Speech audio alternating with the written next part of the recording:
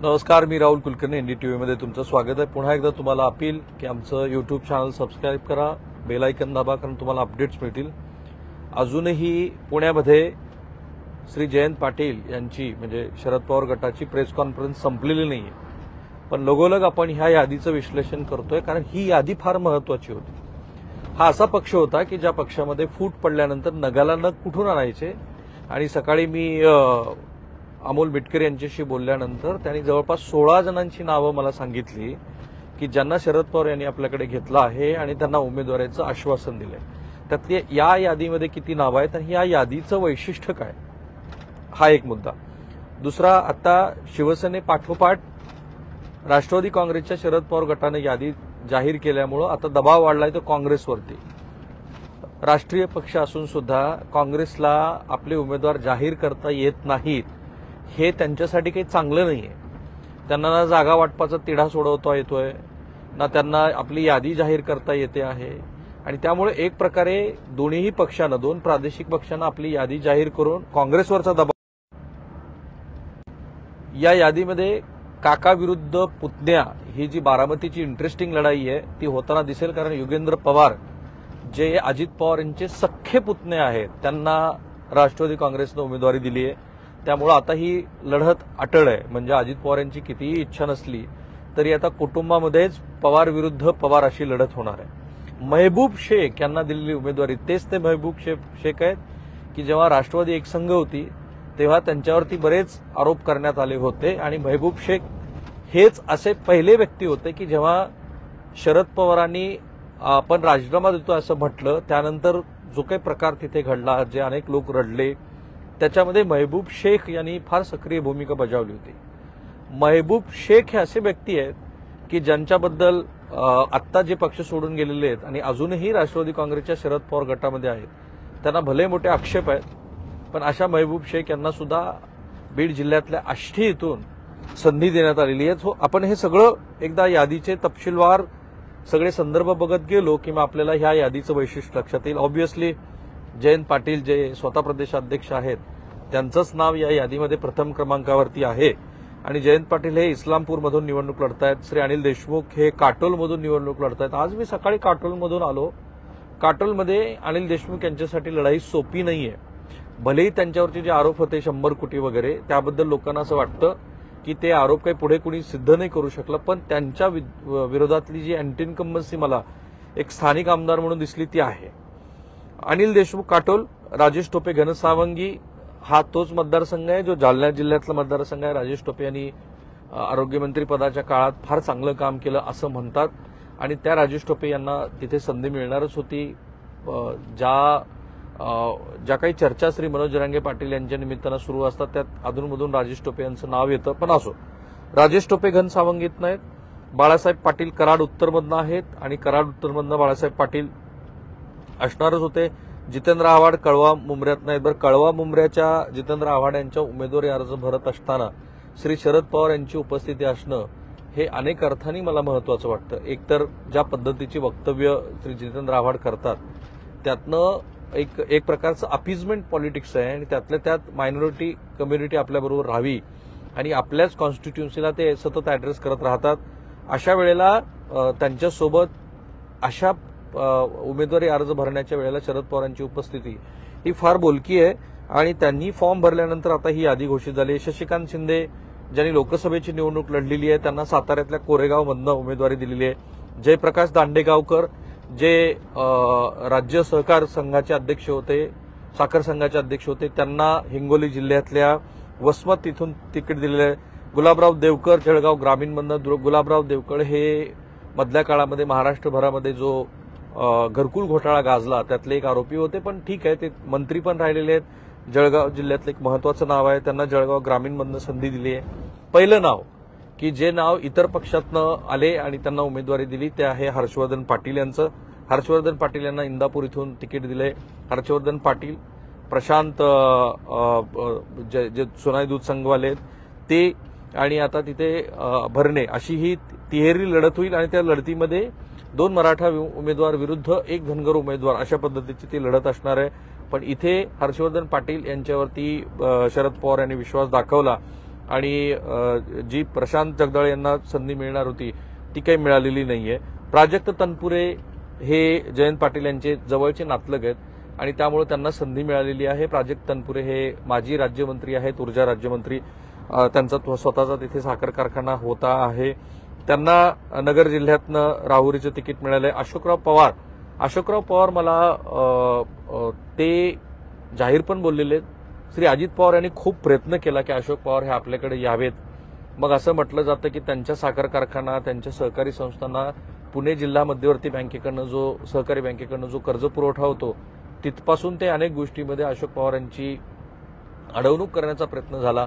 परंतु अशोक पवार हे शरद पवार यांच्याबरोबर राहिले आणि आता त्यांना शरद पवार यांच्याकडनं तिकीट मिळालेलं आहे. मानसिंगराव नाईक शिराळ्यातनं त्यांना तिकीट मिळणारच होतं. सुनील भुसारांना तिकीट मिळणारच होतं. बघा, रोहित पवार यांचा ह्या यादीमध्ये क्रमांक कितवा आहे. जवळपास 15-16 नावानंतर श्री रोहित पवार यांचं नाव आलं. अर्थात ते तरुण आहेत, दुसरीच त्यांची टर्म असणार आहे कर्जत जामखेडमध्ये. परंतु मेसेजिंगचा भाग कसा आहे, राष्ट्रवादी काँग्रेसच्या शरद पवार गटामध्ये अजून एक जो सुप्त संघर्ष आहे, त्या सुप्त संघर्षाची एक किनार ही रोहित पवार आणि रोहित पाटील अशी आहे, ज्यांना सांगली जिल्ह्यातलं राजकारण माहिती आहे. आज रोहित पाटलाचा अर्ज भरण्यासाठी रोहित पवार यांची उपस्थिती ही अनेक अर्थांनी महत्वाची आहे. ज्या रोहित पाटलांच्या विरोधामध्ये भारतीय जनता पार्टीचे माजी खासदार, ज्यांनी आत्ताच लोकसभेची निवडणूक लढलेली होती, त्यांनी पूर्ण मोर्चे बांधणी केलेली आहे. तर ती लढत पण इंटरेस्टिंग असणार आहे. विनायकराव पाटील अहमदपूर, तिथे आत्ता राष्ट्रवादी काँग्रेसचे बाबासाहेब पाटील हे आमदार आहेत, जे अजित पवार गटाचे, त्यांना तिकीट घोषित झाले. गणेश हाके जे भारतीय जनता पार्टीचे प्रवक्ते आहेत, त्यांनी आजच बैठक घेतली आणि ते अपक्ष लढणार आहेत असं दिसतंय. त्यामुळे लाईकली सो अहमदपूरमध्ये पण तिहेरी लढत होईल. विनायकराव पाटील हे माजी आमदार आहेत. अहमदपूर मतदारसंघामध्ये कधीही आलटून पालटून अशा पद्धतीनं तिथे उमेदवार निवडून येत असतात. दुसरं नाव आहे की ज्यांना आत्ता पक्षामध्ये घेऊन राष्ट्रवादी काँग्रेसनं तिकीट दिलं आहे, ते आहेत राजेंद्र शिंगणे. सिंदखेड राजा, बुलढाणा जिल्ह्यातले सिंदखेड राजातनं राजेंद्र शिंगणे हे आता राष्ट्रवादी काँग्रेसच्या शरद पवार गटाचे उमेदवार असतील. आणि त्याच्यानंतर सुधाकरराव भालेराव हे तिसरं नाव आहे, जे भारतीय जनता पार्टीचे माजी आमदार आहेत. ते त्यांच्या एससी सेलचे प्रदेशाध्यक्ष होते. त्यांनी नुकताच तुतारी हातात घेतली आणि शरद पवार गटात प्रवेश केला. तिथे संजय बनसोडे विद्यमान मंत्री यांच्या विरोधामध्ये सुधाकर भालेराव अशी लढत असणार आहे. ती इंटरेस्टिंग लढत असणार आहे. त्याच्यानंतर आहेत चंद्रकांत दानवे भोकरदान इथून, ते पण नाव इंटरेस्टिंग आहे. किनवटमधून प्रदीप नायक आहेत. विजय भांबळे हे जिंतूरमधनं निवडणूक लढतच असतात. तिथे आता मेघना बोर्डीकर यांच्या विरोधात त्यांची लढत असणार आहे. केजमधून पृथ्वीराज साठे यांनी पण पूर्वी निवडणूक लढलेली आहे. बेलापूरमधून संदीप नाईक हे तिसरं नाव की ज्यांना आत्ताच पक्षामध्ये घेतलं आणि त्यांना लगोलग तिकीट दिलं. बघा किती गंमत आहे. मगाशी मी जे विचार करत होतो की महाराष्ट्राच्या राजकारणात कसं चाललंय, की आता नाईक कुटुंबातल्या एक सदस्य भाजपकडनं उमेदवार, दुसरा सदस्य हा राष्ट्रवादी काँग्रेसकडनं उमेदवार. त्यांच्या कुटुंबातल्या मंडळींनी नेमका प्रचार कोणाचा करायचा, कमळाचा प्रचार करायचा का राष्ट्रवादी काँग्रेसच्या तुतारीचा प्रचार करायचा. पण इंटरेस्टिंग आहे, नवी मुंबईमध्ये नाईक घराण्याचं जे वर्चस्व आहे आता हेच भुजबळांच्या कुटुंबात होणार आहे. त्याच्यानंतर आहेत पुढचं नाव वडगाव शहरीतनं बापूसाहेब पठारे, तेही आता चौथं नाव आहे. बापूसाहेब पठारे हे आता राष्ट्रवादी काँग्रेसमध्ये आले, त्यांनी तुतारी हातात घेतली आणि त्यांना तिकीट जाहीर झालेलं आहे. दिलीप खोडपे जामनेरमधून, रोहिणी खडसे या वडिलांनी जेव्हा भाजपमध्ये जाण्याची भूमिका सुतोवाच केला, अजून गेलेलं नाही कारण त्यांना काही घेत नाहीत भाजपमध्ये, त्यांना वरिष्ठांचा पाठिंबा आहे. पण स्थानिक भाजपचे जे नेतृत्व आहे ते नेतृत्व काही त्यांना पक्षामध्ये येऊ देत नाही असं दिसतंय. एकनाथ खडसेबद्दल बोलतोय मी. आणि रोहिणी खडसे ह्या राष्ट्रवादी काँग्रेसमध्येच राहिल्या, तर त्यांना आता मुक्ताईनगरमधून तिकीट दिलेलं आहे. तिथे इंटरेस्टिंग लढत असणार आहे मुक्ताईनगरमध्ये. सम्राट डोंगरदेवे मूर्तिजापूरमधून, तिरोड्यातनं रविकांत बोपछे, आहेरीतनं भाग्यश्री आत्राम, हे आत्राम कुटुंबातलं जे बंड झालंय त्यातनं भाग्यश्री यांना संधी मिळालेली आहे, त्याही नौक्या आहेत. बबलू चौधरी बदनापूरमधून, सुभाष पवार मुरबाडमधून, राखी जाधव घाटकोपर पूर्वमधून, देवदत्त निकम आंबेगावमधून. देवदत्त निकम हे आता वळसे पाटील यांच्या विरोधातले उमेदवार असतील, तीही लढत इंटरेस्टिंग असणार आहे. देवदत्त निकम यांचा दांडगा जनसंपर्क विरुद्ध विद्यमान मंत्री की जे 30 वर्षापासून राजकारणात आहे, ज्यांच्याकडे जिल्हा बँक आहे, ज्यांच्याकडे साखर कारखाना आहे, ज्यांच्याकडे मंत्रीपद आहे, अशा दिलीप वळसे पाटील यांच्या विरोधामध्ये देवदत्त निकम ही लढत असणार आहे. युगेंद्र पवार बारामतीतून, कोपरगावमधून संदीप वरपे असणार आहेत, शेवगावमधून प्रताप ढाकणे असणार आहेत, बबलू चौधरी बदनापूरमधून असतील, भाग्यश्री आत्रा माहेरीमधून, सुभाष पवार मुरबाडमधून, कोपरगावमधून, प्रताप ढाकणे शेवगावमधून, राणी लंके पारनेरमधून. आता पुन्हा राष्ट्रवादी काँग्रेसमध्ये पण बघा, निलेश लंके हे खासदार झाले, त्यांनी विखेंचा पराभव केला.